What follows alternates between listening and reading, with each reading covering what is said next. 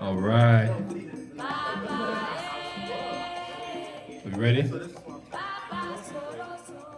All right.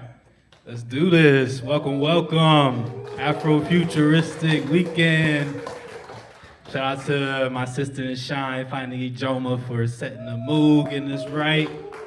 We appreciate y'all coming out on this Saturday, this beautiful Saturday, man. I feel like summer's trying to extend its grace to us a little bit. So yeah, we are grateful for this weather and grateful for y'all being out here.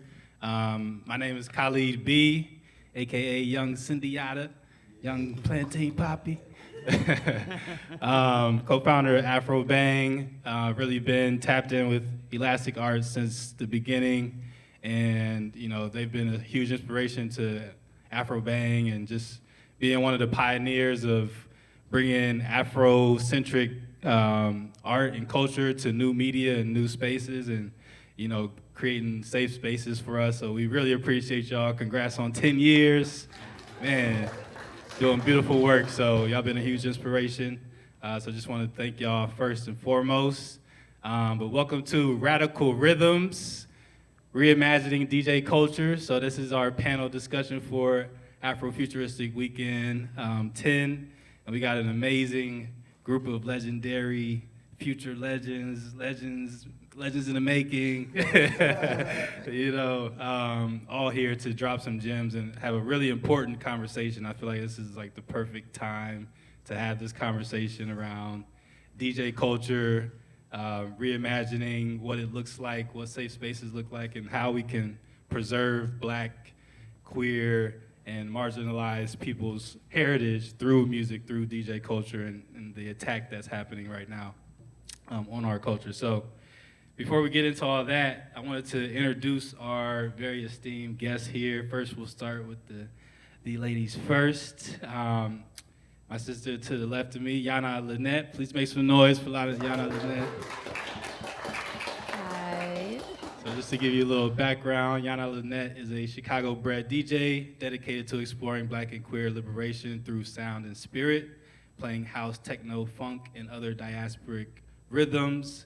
Yanna is honoring the past and those that come before them while pushing the sound forward. Expect intentional, genre-blending sets that move the body and feed the soul. So yes, shout out to Yanna. I was telling her just before we started that she's one of those DJs where you can check out their Instagram mixes and you get that vibe, like you can feel the vibe of the mix through your posts. So shout out to you for being intentional with your work. And then next we have the Southside Chicago legend, Mr. Duane Powell. Make some noise for Mr. Duane Powell. Just to give you some background for those that don't know, Duane grew up surrounded by Chicago's soul scene of the 70s and early 80s, which shaped his path in music culture. He began his career in 1985 doing street promotions for legendary DJs like Lil Louis, during the rise of house music, and by the early 90s, he was a trusted marketing manager and consultant for top clubs and DJs, including iconic Powerhouse. As a DJ, Duane has held residencies and headlined at many of Chicago's most celebrated venues and festivals, such as Taste of Chicago, Summer Dance, and the Chicago House Festival. So make some noise for Duane Powell. Oops, sorry. He's also been featured on Boiler Room and Elevator Music, so you can check out those sets as well. And last but not least, we have Police State to my left, aka Champagne Wishes. He is an artist, DJ, and man about town who wears many hats. Though you may never know where or what exactly he'll play during a set, you can rest assured that you'll be taken on a sonic journey, touching cities from Chicago to London, Detroit to Rio de Janeiro, and wherever else the music is banging and bodies are moving. Whether Police State is breaking new records or paying homage to classics and deep cuts, you're sure to be entertained and possibly educated when Police State is curating a vibe. So yes, make some noise for Police State. Awesome, man. So I feel like we was having such a dynamic conversation before the mics turned on. But we definitely want to bring some of that back to this conversation as well. We can just jump right into it with the title of this panel being Reimagining DJ Culture. I can start from the left to right. What does that mean to you when you think about reimagining DJ culture in the perspective of the times that we're in now, where we're seeing an attack on Black culture. We see all this intimidation being spread across the country, but at the same time we see DJs being the ones that are bringing people together in masses and bringing all these safe spaces together. So we have this, these parallel forces happening at the same time. So we'd love to get y'all's perspective on how we can reimagine DJ culture going forward. Hi, sorry, I might be like a little nervous. But I know for me personally, I've been DJing for 2 years now, which is a long time, but also not a long time because time moves very fast. And I feel like one of the things that I have always focused on when it comes to imagining what that culture looks like and reshaping it for myself and for others, I am constantly being drawn back to the idea of creating intentional spaces and actually creating community. And I know that in these times, community can definitely sound like a buzzword because, we're always saying it, but we're never really discussing what actual community looks like or what goes into creating community. So to kind of go inward and to figure out what it is that I need and what I bring to the table and what I need out of these spaces, I think that as a DJ, my job is to create those safe spaces for people to come explore music, explore people, but most importantly, be able to explore and express themselves.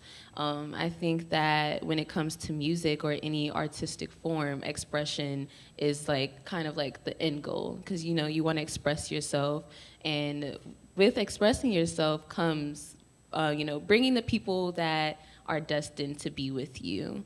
I feel like in this very hyper-social era, everything is filmed and everything can be done just to make an Instagram post or just to, look aesthetic. And I feel like right now, DJ culture has definitely pivoted towards that in a way.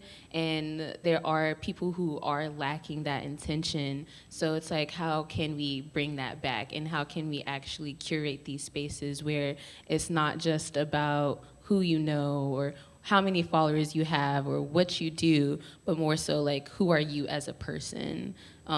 So I think that highlighting that and again, just curating these spaces for people to be themselves and for everybody to accept them as that is kind of how I want to, imagine the future and how I want to, put my input into that. But yeah, that's me. I say, love that. Mr. Powell. Jesus. It's a lot. I'm thinking about something that Nina Simone said, and the artist's duty is to reflect the times that they're in. And we are definitely in some really, really crazy times, like you said. And what I'm feeling like right now is what they're trying to take is our joy, right? They have everything that they asked for. They have everything.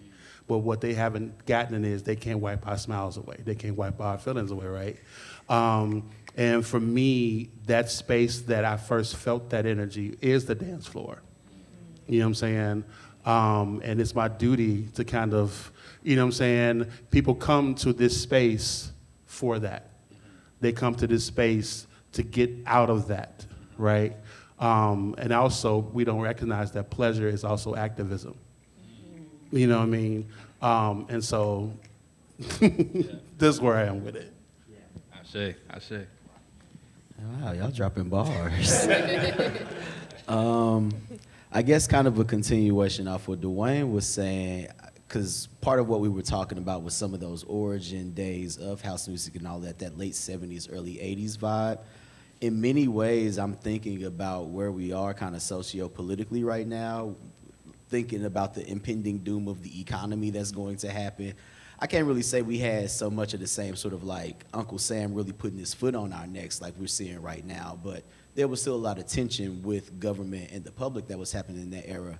But the one thing I think of is the level of innovation that comes out of when people really don't have much in the first place. I think of black folk and how we tend to innovate many times over and over again and working with what the best we have is. So that's kind of, at least when I think about what a future looks like, because we are, I think, at maybe peak internet, social media, we are at peak capitalism. A lot of these things have like hit their glass ceiling. We thought it could go on forever and ever and ever, and it really, nothing really lasts forever, but definitely not a flawed concept by man, you know? So really getting back into that and really like kind of fostering a new sense of community, but also inspiring others, you know? Like, I want to be able to either lend words or ideas to people that make them feel like they can go out there and do it too. Because in order for us to stand up or rebuild or resist, it's gonna take more than just the DJ for that, but we can't be orchestrators of movements. Love that. Ashe. And one thing that I kind of overheard you guys talking about before we started was the start of house music and how that evolved out of Chicago and, you know, went international essentially. And I know each of you, you know, insert house music into your sets and have a strong affinity for it. Can you speak to how we can preserve the history of house music? Where do you see it now? And how do you see the future of house music growing, but still preserving that Chicago root, you know, that authentic feel? Earlier, me and Duane were talking about how the different generations of house music and the different waves. And, you know, Duane was sharing with me about how his wave, you know, came from a lot of the kids that didn't have the resources. And I feel like when we think, even like beyond house music, but, you know, just music culture and underground culture, it's always coming or beginning from people who don't have the resources, you know?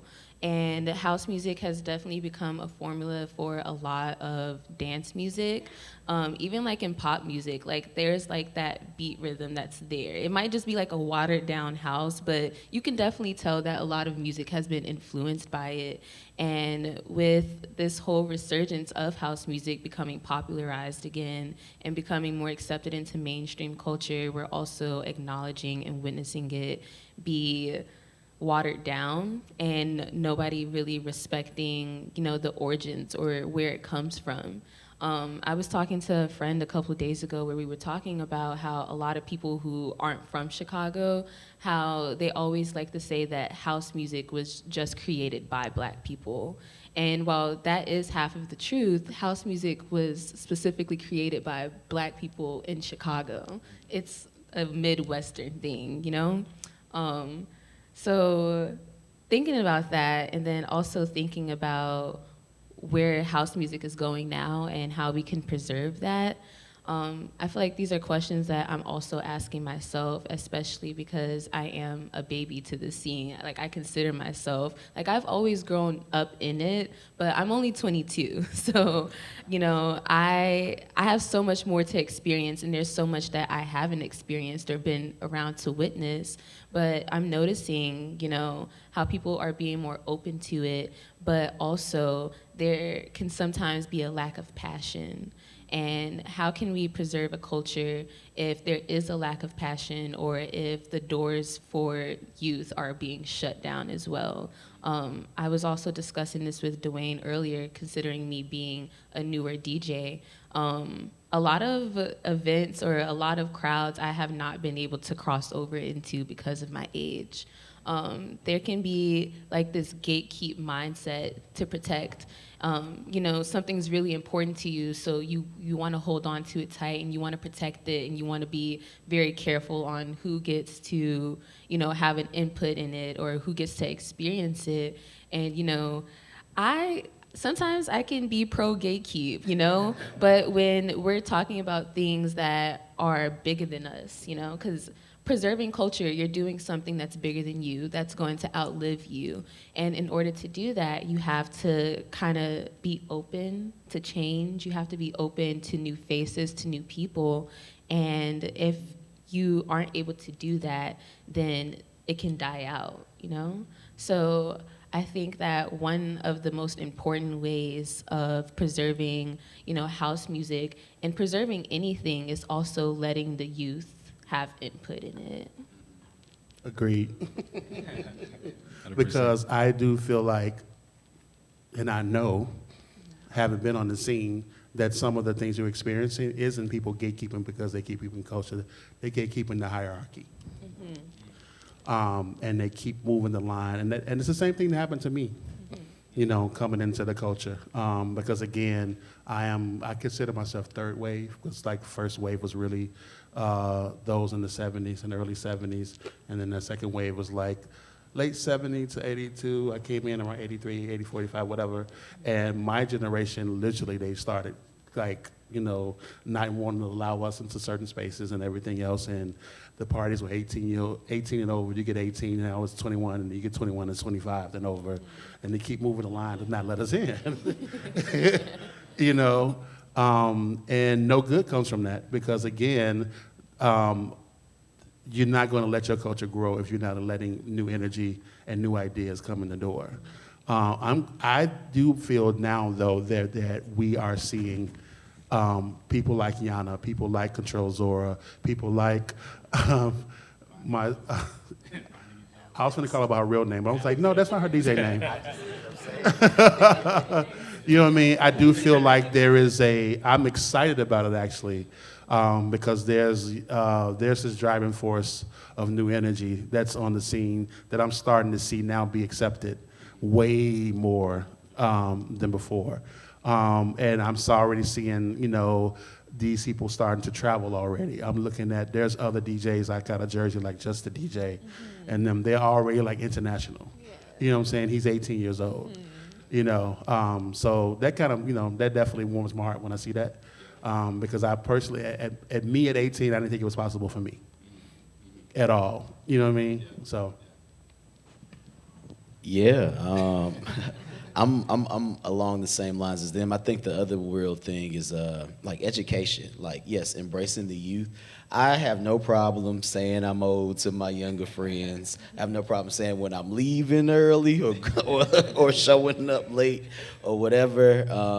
But also just simply with them, I love music so much. Like, it's no real way around it. I've worked in record stores. Many of my friends are musicians. I grew up in a musical home. My father was a musician. You know, I'm a musician. DJs are musicians as well.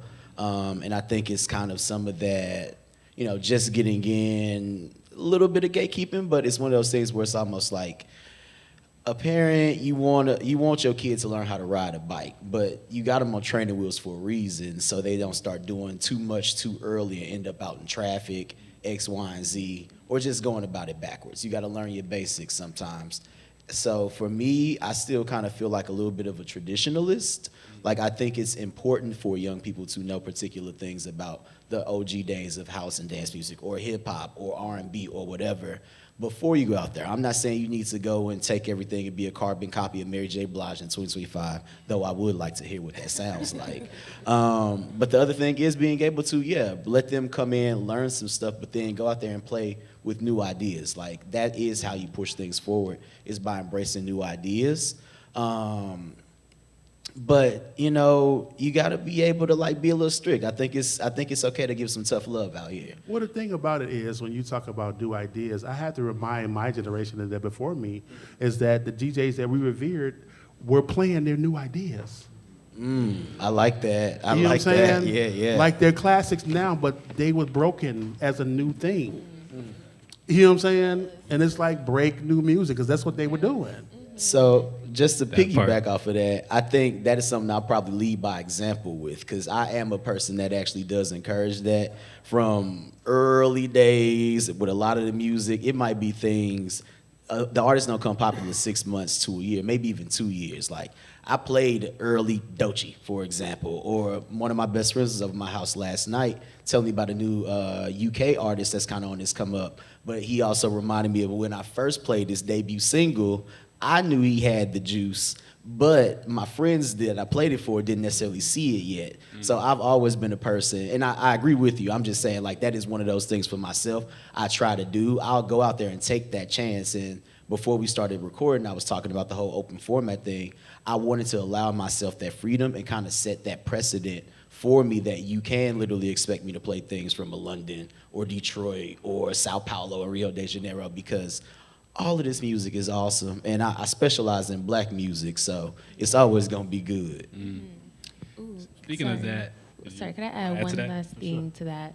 I really love that you just said that about, you know, one of the ways to preserve culture is through new ideas as well. And I feel like one of the best ways also to preserve culture is by being yourself. I feel like when you start something new and you're inspired by someone or something, it's so easy to try to be like a carbon copy of that thing. And you know, that's gonna happen like the first few months or like a year of you adjusting to something. You're trying to channel that inspiration and figure out what that looks like for you. But also by being yourself, you preserve culture because you bring something so specific to it. And I love experimenting. We were talking about that earlier of like, you know, when you do DJ, there are different options for you, and you have to decide what kind of DJ you want to be. And I feel like for me, I have decided that I want to be a DJ that plays black music, like you said, especially because we've created so many forms of music. Almost everything is inspired by black people and black culture. So for me, how I would want to preserve that culture is to take something from everything and, you know, turn it into a new idea. Because when I leave, you know, it might not hit on a dance floor right now, but in 2 years or even after I'm gone, it might still be there, and people can look back on that and be like, oh, in this time period, you know, this was a new idea, but it also speaks so well for its time. That's literally how house music was invented. Exactly. Yeah, new ideas. So by being yourself and, you know, allowing your creativity to flourish and not, you know, micromanaging yourself or micromanaging those around you, you are allowing these new ideas to breathe and to inspire other people to contribute to it. And contribution is the best form of preserving something, you know? I love that. I love that. Contribution. I always say contribution over competition, right? I think we're in this hyper competitive market where, you know, everybody's competing against numbers. You see somebody with this many social followers, you feel like you need to do that. But if you just focus on your contribution, you know, to the culture, I think everything else falls in place from there, for sure. Well, in terms of competition, and I want to first shout out where we are, Elastic Arts. This space, it seemed like it's been longer than 10 years. Been here a little bit longer than 10 years, but 26 years overall. Okay. Oh, shit. Because I've been to some amazing parties here that Ron Trent used to throw. I've DJed here. But I want to talk about space, and that's the one reason why we have the competition, especially in house culture, because Chicago in the 80s bred, so we have more DJs than we have trees. And we start having less and less space to accommodate them. And so that's when you start grabbing. So I appreciate when we have spaces like Elastic Arts and Rebuild that's willing to do things, because literally the competition is because we do need to have more of our own spaces. You know what I mean? Yeah, 100%. And even, I do want to come back to the gatekeeping conversation, but now that we're kind of deep into the house conversation, I did want to bring up one of our legends who recently made a transition, Ron Carroll. Can we make some noise for Ron Carroll real quick? Legendary house Chicago legend. And if you don't mind, Duane, I wanted to maybe get a story, maybe from you, about Ron. I know you guys also, I don't know if y'all familiar with us, another legend. We lost a couple. So the house community has literally just lost 5 people in 2 weeks. But another big legend who the last time I finally got the pleasure to play with, I got the pleasure to play with him here at Elastic Arts. And that was DJ Lee Collins, who many of us are inspired by. But Ron and I go back 35 years. My first nightclub I worked at in 1990 called The Reactor. He ended up being a resident there. He replaced, so the original resident was Ron Trent. Ron Trent was literally 15 years old. Yeah, he was my little sister's classmate. So he was 15, and DJ Rush, they were the resident. At some point, Ron and the owner got into it, whatever, and Ron quit.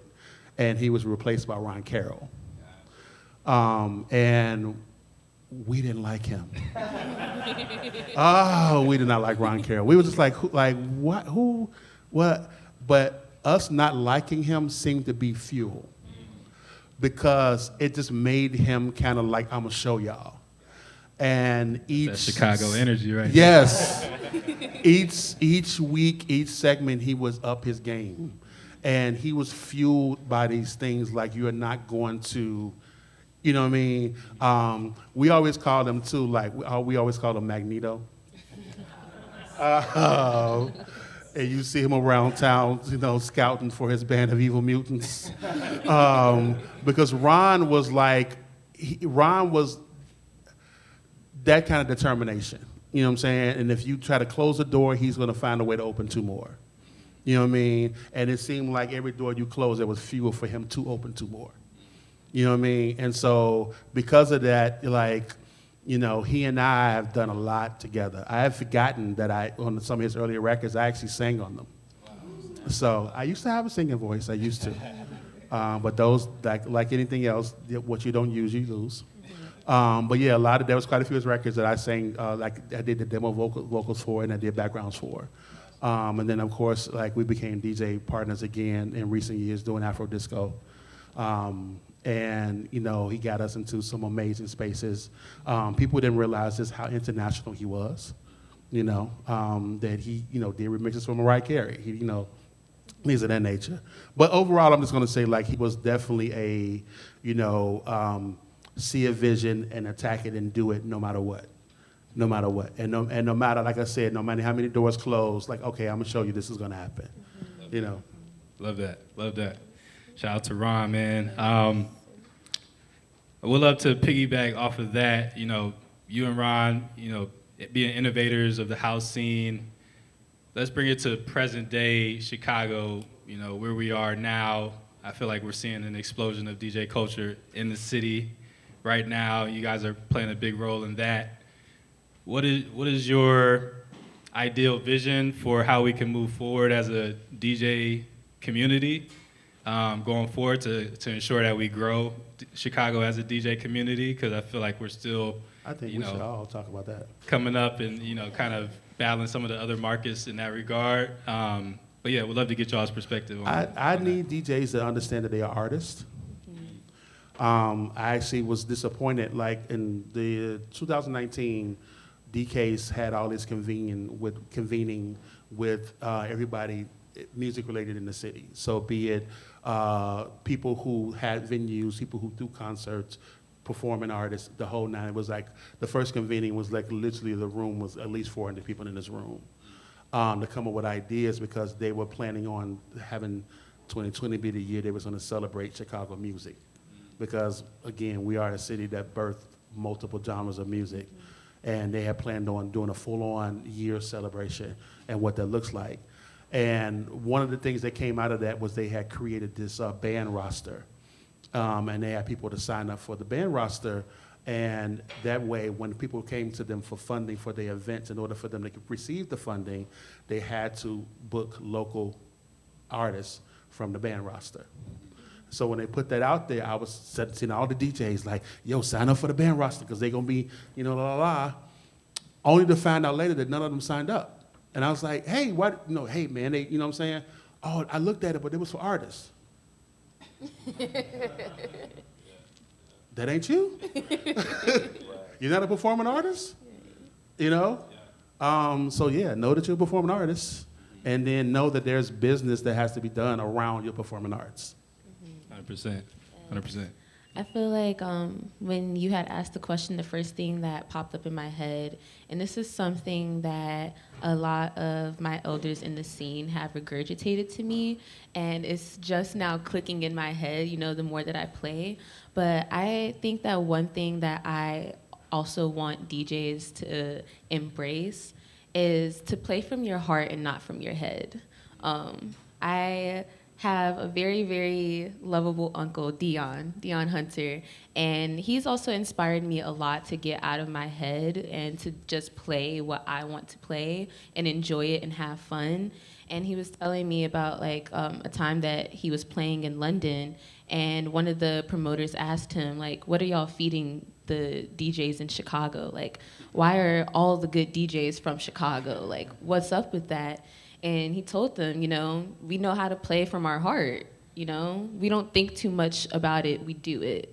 And I feel like, especially nowadays, you know, as DJing has become more popular and everybody wants to do it or they're either interested in it, it's so easy to think logically about it. But in all honesty, DJing isn't that hard. Like, all you do is you listen and you press buttons and you feel. It's all about a feeling. So if you're trying to, you know, have a set that is going to transcend beyond you, and you're going to connect with people, you're not going to be able to connect with people if you're thinking logically. You have to use empathy, you have to use intuition, you have to use your spirit, you have to use your heart. And I think that with this resurgence of DJ culture and it becoming popularized, there is no right or wrong way to DJ. But I will say that if you are going to DJ and if it is something that you want to take seriously, you have to have a passion for it and you have to have a love for it and also just be open to growth as well. I think that, yeah, I don't know. I just think that playing from the heart and also acknowledging that you are an artist and what you're doing carries weight. You're not just playing music, you are connecting. You are, I like to say, you're being used as a vessel almost to communicate with people through these these rhythms and these hymns and these notes. So play from your heart. Like, I think that's one thing that I would really like focus on and highlight for DJs, period, and to always have fun as well. I think that one of the main ways that people tend to play from their head is constantly thinking about how they can please others. But DJing is a form of expression, and it's a way that you express yourself, and it's a very vulnerable form of artistry, especially like with music. All artists and like all forms of art are very vulnerable, but I feel like speaking as a DJ, it's vulnerable in the sense that I am sharing myself with people who I don't know. And eventually, you know, I will know them and I will build the relationships with them through this craft.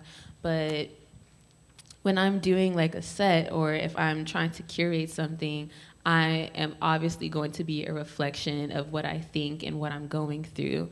And when I get up there and I play that, whether I think it or not, people can feel it. You know, like you were saying, like when you listen to the mixes, you can feel the intentionality in it. Or, you know, even like when you're in the crowd, you can tell when your DJ is having fun and when they're actually feeling it versus when they're just up there just to get the check at the night, or they're just there for the Instagram photo ops. Like, you can feel the lack of intentionality.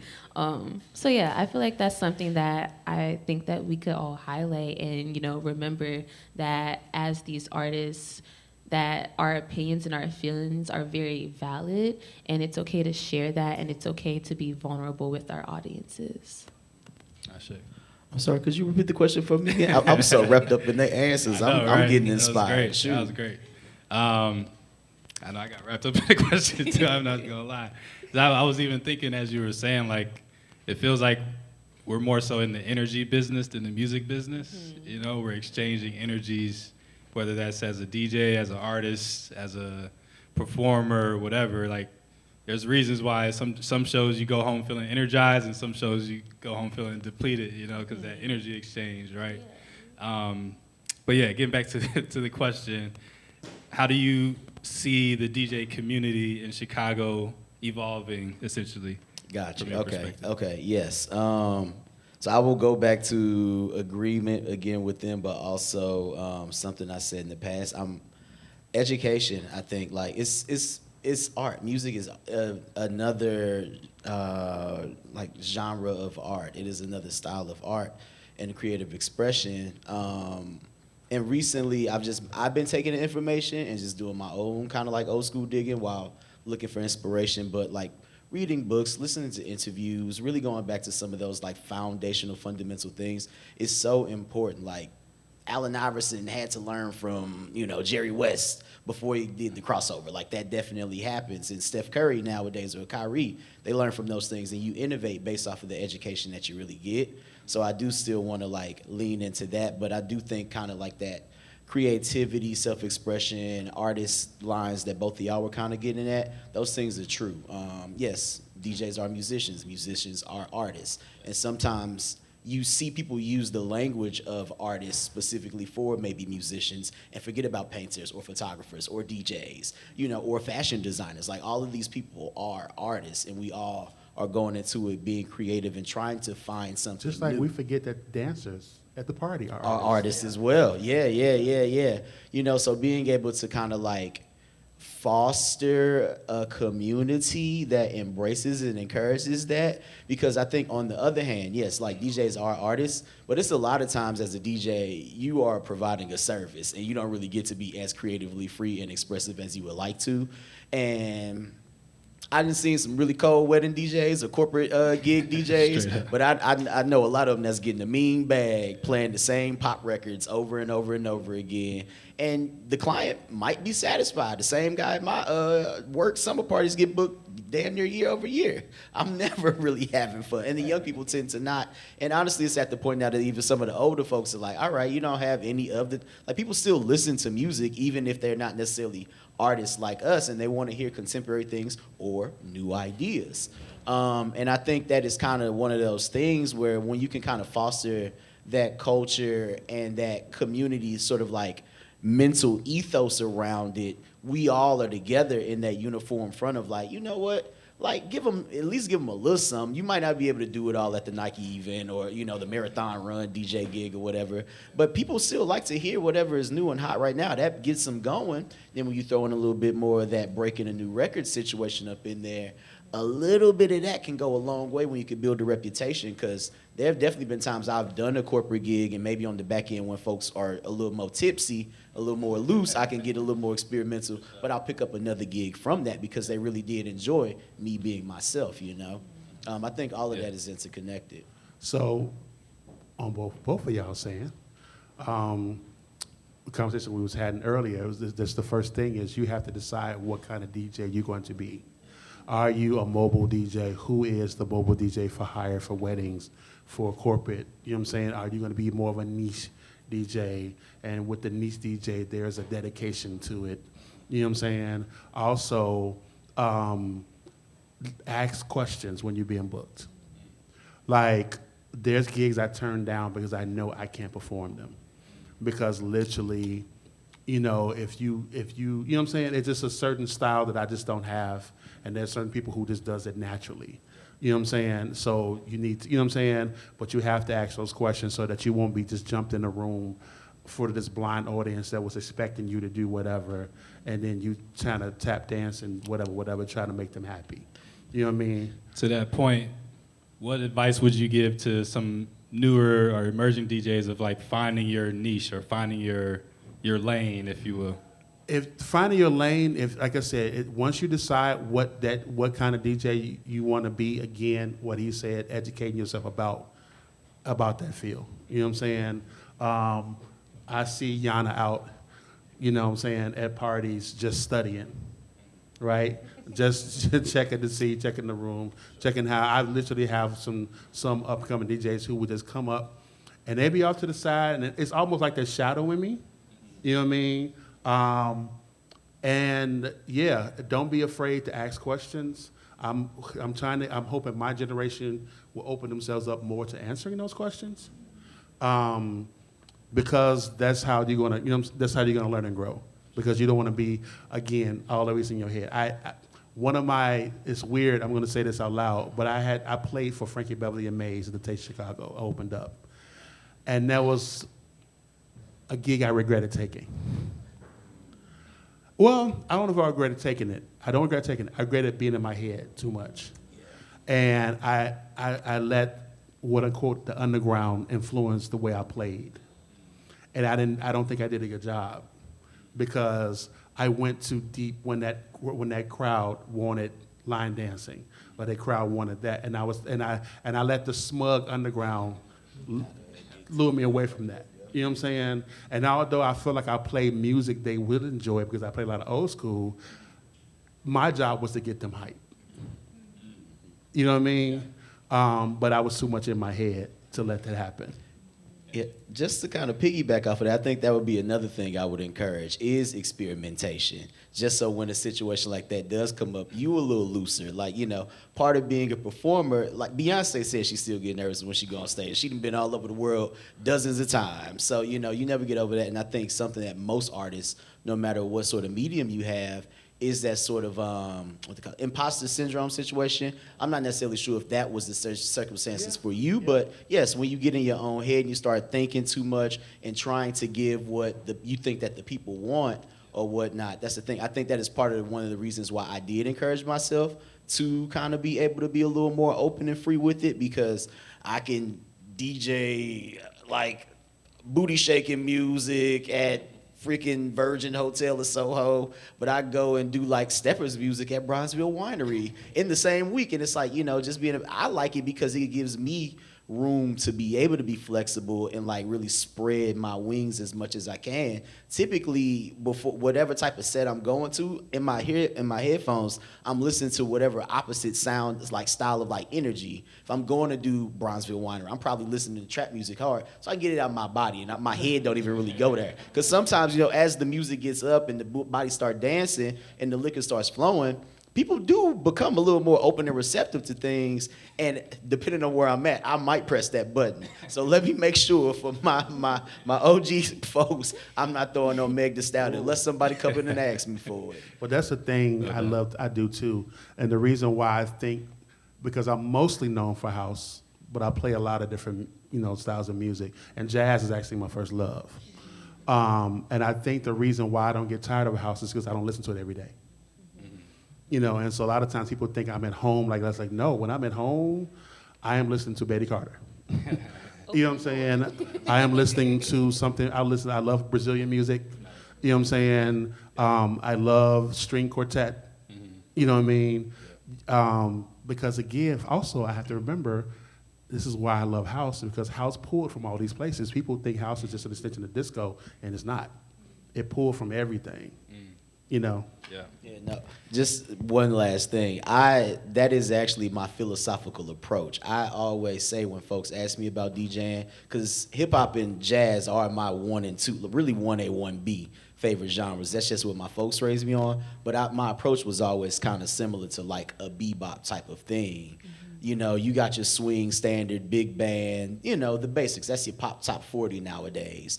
But I really love me some Charlie Parker. I really love, you know, Ella Fitzgerald. Her bebop was scatting, you know, things like that. And just even that pacing, that da da da da da da da da versus a beating, bing, bing, bing, bing. Getting into that little bit of an element early on for me, because when you were talking about 2 years, I counted with my fingers.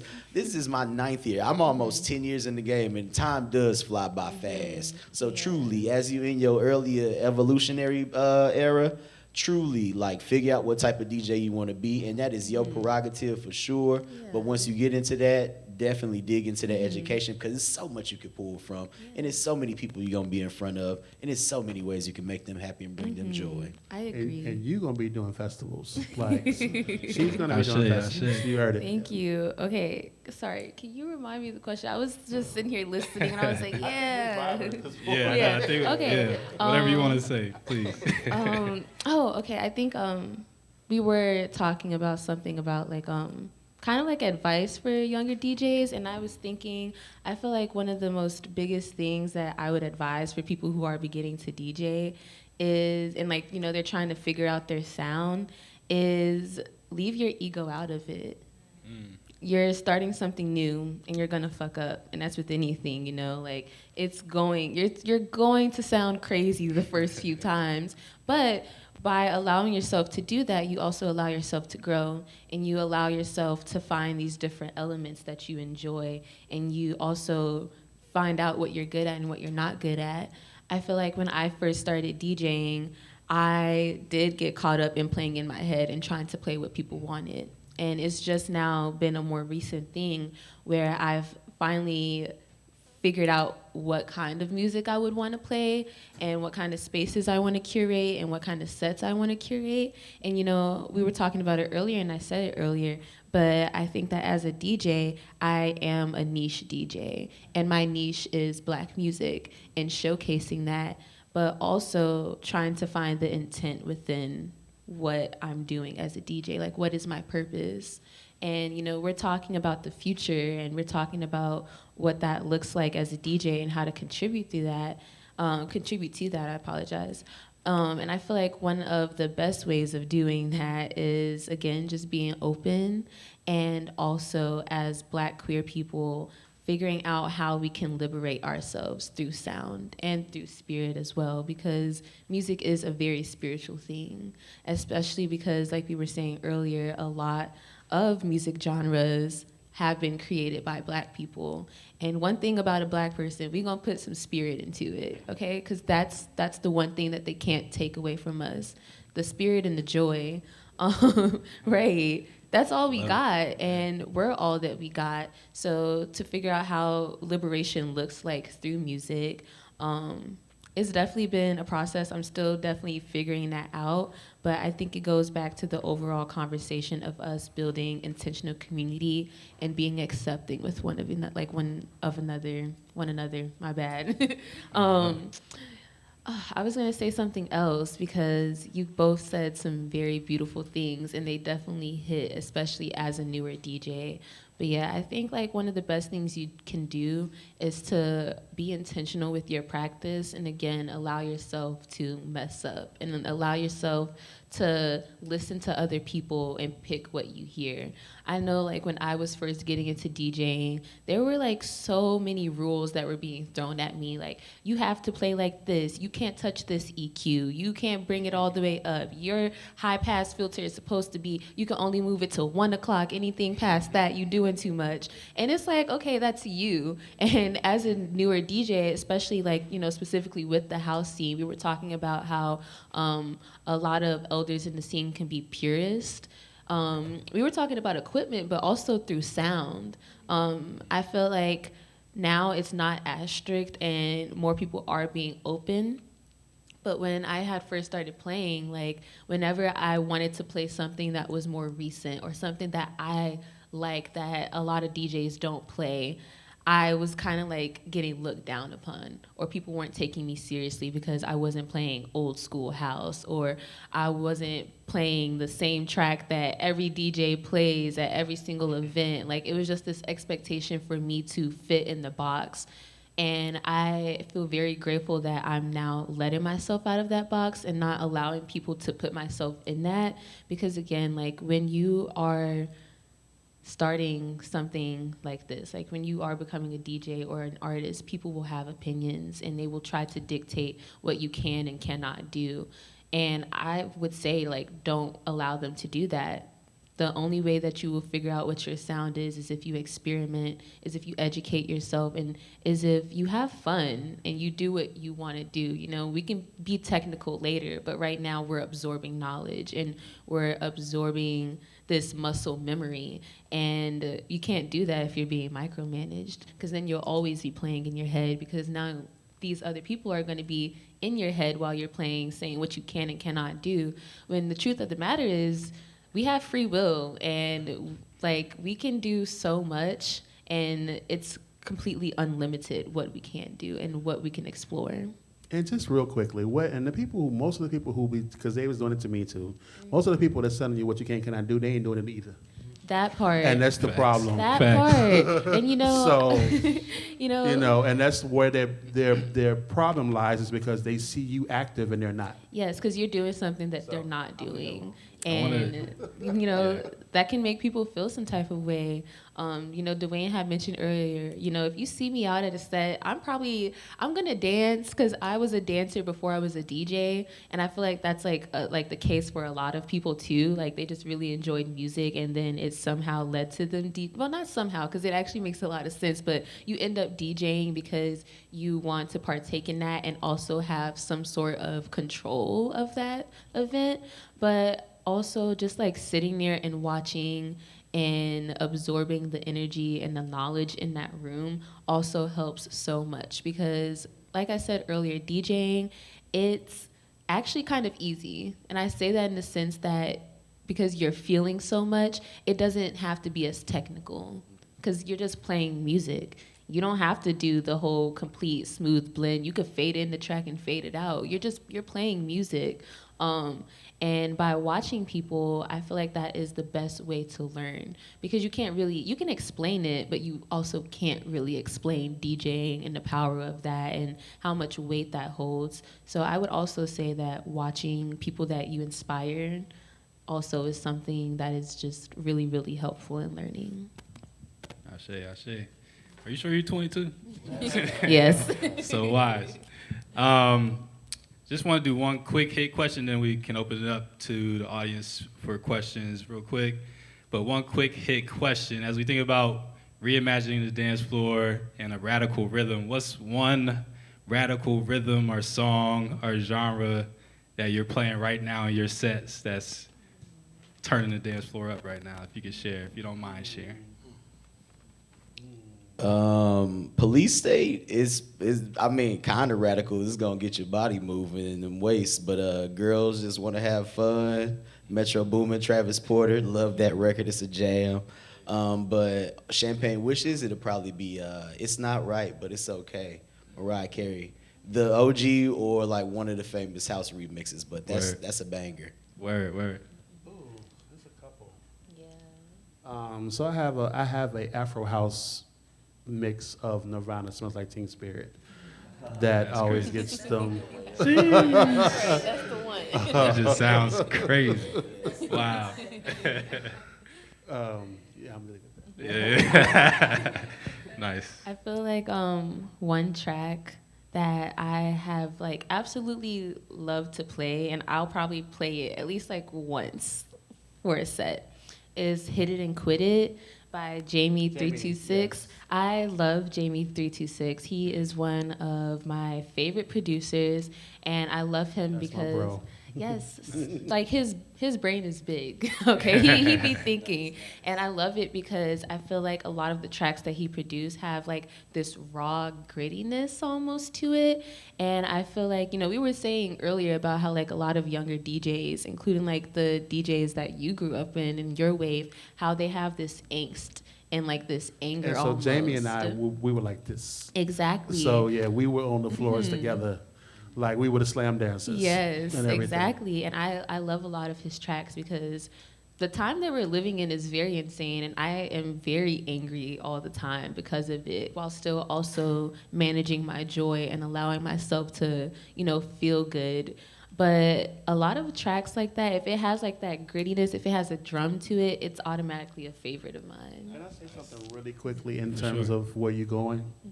Calid. So real quickly, I do programming for Rebuild Foundation at the Arts Bank. And Rebuild Foundation, on the lawn, they have the Tamir Rice gazebo. I don't know if you're familiar with Tamir Rice, was the kid that got killed in Cleveland, where the gazebo that he got killed in is on the lawn at the Arts Bank. And when they first got the materials for that, I was, because I'm a steward of the Frankie Knuckles record collection that's also housed there, I was charged to do an event, a talk, connecting the Frankie Knuckles record collection to Tamir Rice. Where's that connection, right?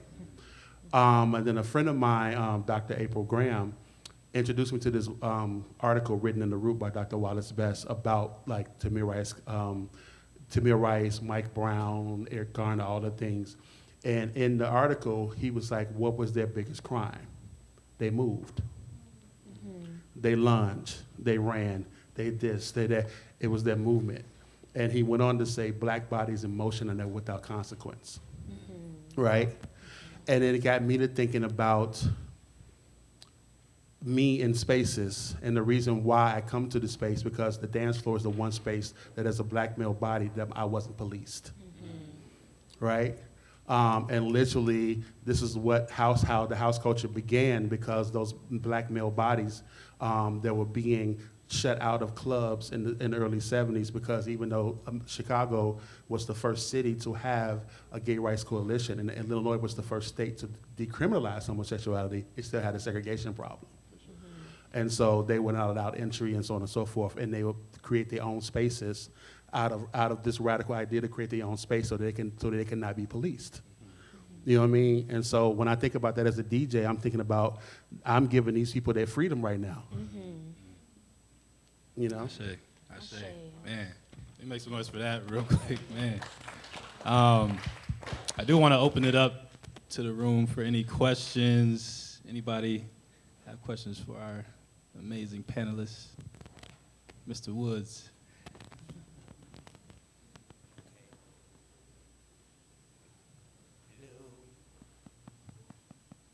I'll just yell. Thank you all. And I hope I'm going to try my best to be as articulate as possible. But how has your art and your life as an artist, how has it aided and actually fortified your identity, especially coming from an LGBTQ background? You want to go first? Okay. I feel like for me, DJing has definitely helped me grow more into myself, especially because I am in my early 20s, so I still have so much growth to do, but I feel like it has definitely put me in a position to be very mature. And I've always been very mature as a person. Ever since I was young, people used to be, you know how old black people be like, oh, that baby been here before? That was me. But as I DJ, I feel like I've gotten more comfortable with being myself. I was always a shy kid, and I always kept to myself, and I would always, dim myself for others. And it wasn't until I got older, in my late teens, where I started going out more and I started dancing, that, like you said, I felt free as a black person, especially as a black queer person, where I didn't feel like I was constantly being watched, or people were expecting so much of me. And through that privilege of being able to move my body freely, I was able to connect with myself, and I was able to connect with music, and I was able to find these outlets for myself that helped aid in my growth and aid in who I am as a person for me to continue to grow. And I feel very, very grateful for being able to not only play music, but to listen to it and to dance to it and to move to it, because it is a very, very huge privilege. And, as a black person, life can be very hard, We're constantly being perceived, we're constantly being projected upon. So to channel all of that energy and to internalize it, but when I say internalize it, I don't mean let it beat me up, don't sit in it. I mean internalize it to the point where it can motivate me. And I think that DJing has definitely helped aid in that. And it's just been a very, very beautiful process. And through DJing and also being a dancer in these spaces, I've also been able to find my community and find the people who are like me, so I don't feel different all the time. So for me, it was different because I found my community first. I've been on the scene for decades, but my DJing career is not as new. It's not as old as many others. I found myself first, and then I decided to DJ, which made it easier in my art. Once I got past the, all of the confusion and all of the everything and all of the fears, and not to say that I still didn't have them, I still have them to this day. You never, honestly, as a performer, you're never not going to be scared. There's always going to be, every gig I'm sitting there the idea of what's the first record I'm gonna push the button on is just like, what am I about to play?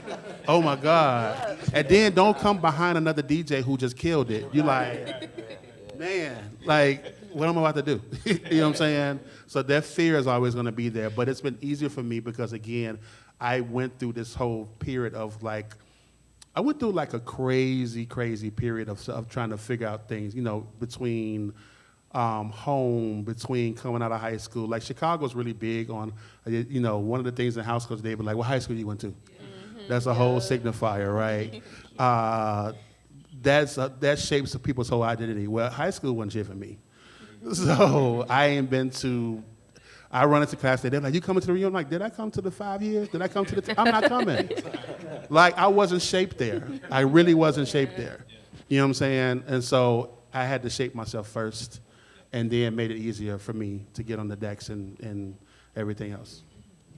That's beautiful. Though I'm not necessarily a member of the LGBTQ community, I am a friend, ally, and supporter, both emotionally, monetarily, and any other way I can help a hand for many friends. But I will say the LGBTQ community got that shit. Know how to have a really good time. I've met some really amazing people that have, over the years, challenged me, educated me, you know, supported me as well, inspired me, collaborated with me. So I will say, at least from that regard, as being one that is still close to the community around town, it has shaped me into the man that I've become. You know, being able to give people opportunities. Many of y'all, though, they're not here right now, but me and Bonita Apple Blunt, that's family right there. It's literally family. I've probably put in the most collaborative DJ hours with Bonita. Even speaking to the whole competition thing earlier, we tend to go back and forth B2B a lot of the times. Not, I mean, a little bit of the competitiveness, but in the most like creative. It's like you on the court or on the field just having a good time. But hell, Mochi, you know, Bam Khalid, we still got to get busy. But I love B2B at this point simply because it is that thing of, oh man, this motherfucker just went on right after me, smashed. And those hour sets where you just, it's all you, that's dope. But I love being able to hear maybe Mochi do something. And I'm like, okay, I got a little something up in my pocket too. Like, how about this? And he come back in with the, oh shit, you killed me, bam, how about that? So, you know, I think just being able to be open, you know, accepting, appreciative. And though I was kind of raised to be one that loves people, it's a totally different thing to be told those words versus actually like living in those footsteps. So yeah. It's also to note that most of the pioneers of the genre, so when you talk about house, there's the culture and then there's the genre, so different things. The culture inspired the genre. The origins of the culture was the LGBT community, but majority of the pioneers of the genre are not.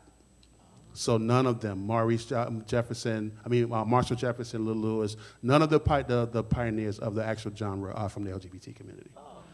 So that's the, get that out there. The more you know. I love me some education. Right, no, by that time, by 85, house music belonged to Chicago. It wasn't just a subsect of people, it belonged to Chicago. And majority of the pioneers who were making the actual music and selling the music were not of the LGBT community. Interesting. Any other questions from the audience?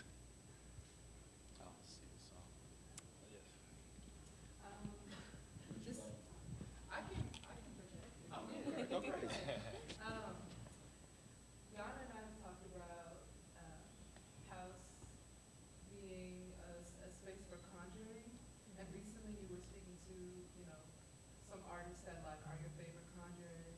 I think of you being, you know, nicknamed the Preacher Man, and like just the genre in general being so spiritual. And I wanted to know, like, for each of you, who are some of your favorite conjurers, and in connection to house being, yeah, just a place for worship. Like, how do you incorporate that in every single set? What are you tapping into? I love that question. Well, I feel like maybe Duane, you want to take it first? I have a long list because I've heard a lot of them. Like again, I was definitely, I was too young to go to the original warehouse. So my way of hearing was, my first entry into the underground scene was through the Music Box with Ron Hardy. And that was a whole crazy, so my generation of people, most of us came into house culture through the Catholic school system. And so, I wrote a whole article in the Reader about it. But most of my generation came in because the Catholic schools at that point started actually in the late 70s, in the mid 70s. But by the early 80s, all the Catholic schools on the South and West Side threw parties every weekend. And so for kids who couldn't go to these clubs, they brought the club to us. So my first time hearing Frankie Knuckles was at Mendel High School. Mendel High School was was the biggest, it was like the flagship. And so a lot of those DJs, they would bring them to play for us. But when I left that environment, because my sister used to bring me to Mendel when I was 12 years old. And then she would go to the Music Box later. And I'm like, why is she going to this other club? We just got through partying. Like, I thought we had a good time, right? Finally, I got to an age, I was still too young. Most of the clubs were 18 and over back then. They wasn't 21 and over because they were all juice bars. So all the clubs you hear about that's legendary actually were juice bars. So there was no alcohol involved. I went to the Music Box, and it was scary. It was absolutely scary. Because I was like, oh, dark, dank, no windows. You don't know what time it is on the other side of the wall. It's under Lower Wacker Drive. There were some people who were visibly high on some things. You know what I'm saying? But the music and the sound, that sound system was crazy. And to see people, it was like they say, walking into the den of iniquity. That's what it was like. It was like, ooh, like. But it was like people were losing their minds, screaming, hollering, all right, run it, and just like crazy, and it was intoxicating. It was like, and so my first time ever really feeling like I felt like I had the Holy Ghost was on that dance floor. Like they were really conjuring up something, and people were just kind of like, it just took over, and before you knew it, you weren't even in your body anymore. So Ron Hardy would be the first for me. Lil Lewis, again, I call him my father in house culture. But it's a lot. I have a lot of them. I went to Kate Trinata's show and got my life. Kate Trinata, for me, people don't correlate them. I was like, y'all don't understand. People called me from different magazines when Beyonce's Renaissance came out because they were talking about this whole revival of house, and they kind of credit. And I was like, no. And I wasn't trashing on her at all. I was like, actually, Kate Trinata was kind of already doing it, But people don't realize, like, he's house as fuck, And I went to his thing at Concord Music Hall and watching all these, like, I'm watching like their generation at the time, like 18 years old, get their life, and I felt like I was at Medusa's again. Like, it was like, this is where we headed, and I love this. Yes, you're definitely one of them. Moody Man out of Detroit. That's a bad MF right there for sure. I was just about to say, in Theo Parrish, I called, the first time I saw Moody Man was at a Chicago house music festival. Took a picture with him. I was so geeked. That was awesome. I called Theo Parrish at like The Post before, and that was nuts. That was an out-of-body experience. Oh, word. I gotta hit my Googles on that. Okay. Right after Halloween. That's awesome. Okay. Bless Tonio, I think, is a very, very, very good up-and-comer. Also, like, just collectives, chosen few DJs. And also, if ever y'all in Brooklyn in the summertime, go ahead and go to a Soul Summit party. They get down. But, yeah, that's some of them. As you said, it's a long list. But I could talk about other DJs I'm a fan of all day. Same. I feel like I also have like a really long list. But, I feel like some of my favorite conjurers or like just producers or DJs that I feel like know how to tap into spirit because they're tapping into their spirit, because I feel like that's what that is. I would say, obviously, Duane, of course. Like, I know I be looking crazy at Sunday service. Crazy. I just sweated out and everything because like I genuinely, I don't know, I just really enjoy your sets and they always feed me and I never leave a Duane Powell set feeling like I wasted my night. Like it's always been beautiful. So thank you so much. And you know, we were saying Theo Parrish and you know, me and Harlan was talking about it because that's kind of what started that conversation. But I've recently just been on this kick with Theo Parrish, and I've always loved him, but... People don't realize he's from Chicago. Yes, like, come on, y'all, tap into the Midwest, like, we got it. But I love Theo Parrish, and he's also another DJ that is just really inspiring, and also a producer, because he doesn't constrain himself to just one genre. And I feel like allowing yourself to be that expansive allows you to tap into different things. And I always appreciate a DJ or a producer that is down to do something that makes them uncomfortable, that they're willing to take a risk. So Theo Parrish is also like up there. Gene Hunt is another one that I absolutely love. Again, that grittiness, like that anger, that angst, you feel it in the tracks that he produces, and you can feel that emotion, and I love it. Gene will blow your system, though. He will blow your speakers out, okay? He gonna beat that box for real. And again, like I think like one more that I would like to name is Jamie 326. You know, I was talking about him earlier, but he's also just been very inspirational for me to expand outside of what I think house is and the different ways that house can sound and what it looks like. And yeah, I'm just very appreciative of all of those people because they are very inspiring and they definitely help me reiterate to myself to play from your heart and not your head. I'm gonna name 3 more people real quick. I cannot forget DJ Rush, whom people just, he's so unsung, one of the heroes from Chicago, who moved to Germany and now in Portugal, who was just a conjurer, who was definitely heavily influenced. He used to be my best friend, we used to be roommates, but one of my biggest influences as well. Koflo, currently, yes. who will be here Where? on the 17th at Arbella. Oh, I'm there. And Ron Trent. Yes. One of my Oh, brothers. and Ron Trent, yeah. Nice, man. I'll throw a name out there, more of an artist. Well, DJs are artists, right? But I went to a Beats of Gold show this summer, and I feel like she's conjuring so many healing vibrations and frequencies, so I got to shout out to her. That was one of the best shows I've been to all summer, so just wanted to throw that out there. I know we're at time. I know finding Ijeoma is itching to give y'all some vibes real quick. So please make some noise for our amazing panelists. So many gems being dropped.